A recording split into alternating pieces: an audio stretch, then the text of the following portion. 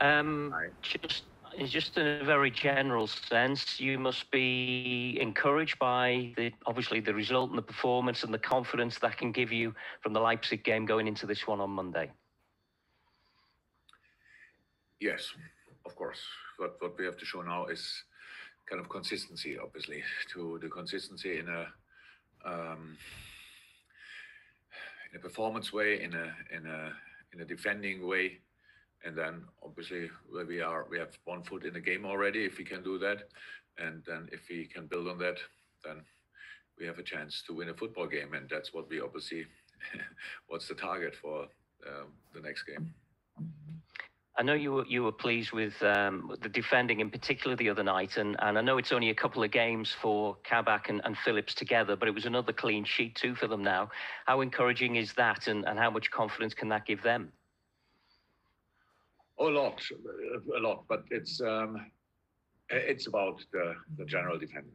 It is. So if you, as a centre half, if we can pick up the right challenges, if we can pick up the right balls, because the balls are forced or kind of defended already from the players in front of you, then makes it life completely much more easy. And that's how football should be, actually. So in the end, you speak about the centre half, which is good in a positive way, which is good as well. But it was about the general defending of the day, and that helped the two boys a lot. And you go to Wolves now. I don't know whether you've got a little bit of sympathy with Nuno Wolves, given the injury, particularly to Raul Jimenez since November, really. And you've got obviously experience of how hard it can be to lose players of that quality in any side. Absolutely. Anyway, I have a lot of sympathy for what Nuno is doing, because he's doing an incredible job, and this is just a strange year, and you cannot replace one-to-one a player with the quality of Raul Jimenez. So that's clear, but they did quite well. They maybe don't play. They had their struggles, of course, like everybody, not all, but pretty much everybody else as well. And but meanwhile, they look again really settled. It's Wolves again. It's a proper defending side, and that's what we will face. Super. Carl Markham for a couple, and then to Neil Jones. Carl. Hi, Jurgen. Hi, Carl. Hey. Can you just check the injury front? How's Firmino and anybody else not available or available?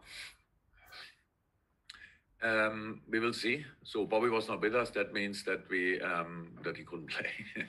But now we had a few more days, and later on I have the medical meeting actually after the press conference. Sorry. So then they will give me more information about that, and we will see. So 2 more days, hopefully. Everybody else all clear? Who? Everybody else is all clear? Yeah, looks like in a moment. Okay. Can I ask you about going back to the centre backs? Is this the Kabak Phillips pairing that could serve you to the rest of the season? And if that's the case, are they both playing to sort of show you that they can be a longer term solution for you?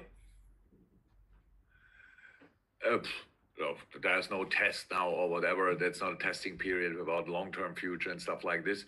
No, and we will see. I hope they will stay fit. That's I cannot sit here and give now guarantees for these kind of things. I heard nothing different so far, so I think they are still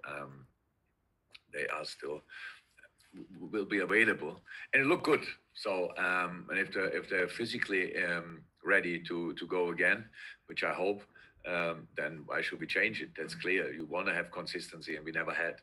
So if the house that looked really good, and of course it's hopefully they can play a lot of games, if not all of the rest. But if not, then we have to find solution again. And Reece Williams, I don't want to forget him. He's in a good moment. Ben Davies has to adapt. It was always clear. A lot of players came here to Liverpool, and the most famous story is maybe Andy Robertson, and took him half a year in a normal season, where pretty much everything else was kind of settled to settle in.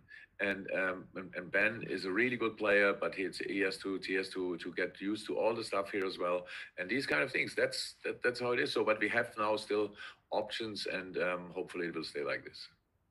Just on Ben then, should we not be surprised if we don't see him maybe this season and you build him up for a longer term project? Oh, I don't make these kind of judgments, really. No, what you are surprised about, I don't know. But no, I will not. I don't tell Ben now. You have just to train until mid of May, and then we see further. No.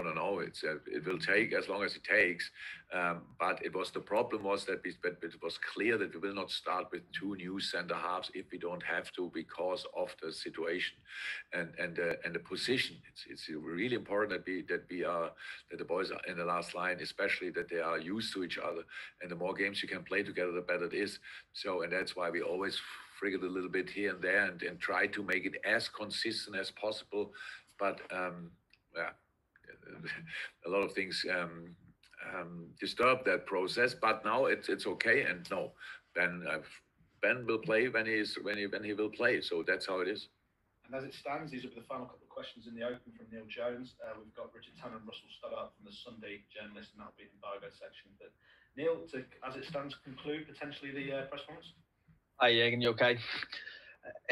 Want to ask about Jota. Obviously, he's going back to his old club, and he's come back quite successfully into the side. How big a miss was he when he was injured? And can you just give a sort of what he changes in terms of the way that you're able to play with him in the side? Yeah, it was a big miss. I think the moment when he got injured, he was in a really good moment, which is always then really makes the fact, which is already bad, that a player's injured, even worse. And so what does he bring? His quality. So he can play obviously up front there, all three positions. Played all three positions for us, and that's already really helpful and can play that on a really high level. So he makes us stronger, which is really good.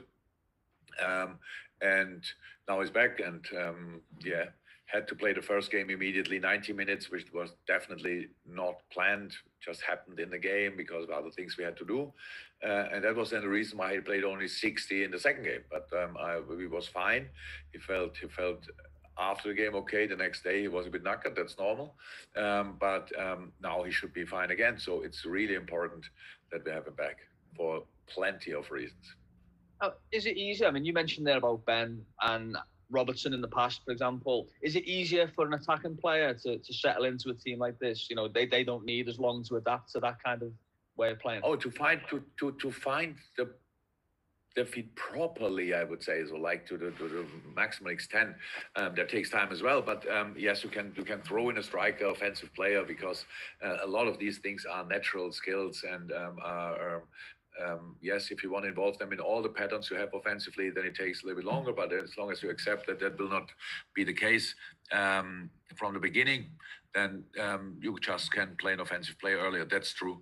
But for defending is much more work intense. If that word makes any sense, I don't know. But you have to invest more work to make a team defending. So if you want to attack properly, it needs a lot of work as well. But to attack only just to shoot the ball up front and run and follow it and score a goal, that can work from the beginning, obviously. So it always helps if you have time. But yes, Diogo didn't need a lot of time, but Diogo had a little preseason, and then he came in a team which that moment wasn't a quite good moment. That helped, and he had was lucky enough to have a perfect start pretty much. That helps as well. So you cannot compare one situation to the other, but for a defender it usually takes slightly longer.